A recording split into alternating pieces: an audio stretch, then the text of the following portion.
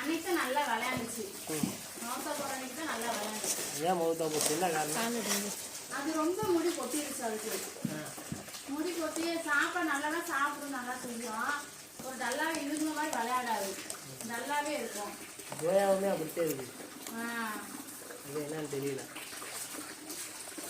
முடியெல்லாம் கொடுத்துட்டு பயங்கரமாக கொடுத்துருங்க. முடியே இல்லை எப்படி சொல்கிறது. இந்த சொட்டையில் 4 முடி இருந்தால் எப்படி இருக்கா அந்த மாதிரி தான் இருக்குது.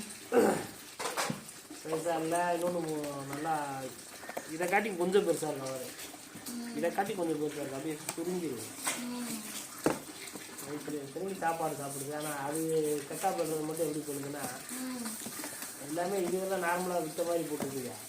அது பண்ணுறது ஒரு மாதிரி கோழிக்கு குழப்பமாக இருக்கும். அந்த மாதிரி அதை ஆர்ஜி பண்ணுறது, அதை ஆர்ஜி போடுறது, இதெல்லாம் வந்து விட்டையாதையும் போகும் கர்மம். ஆர்ஜிதையும் குழப்பம்னு போடுறது. நீயப்போ பார்த்தா போகிற தெரியாமையா இருக்கு.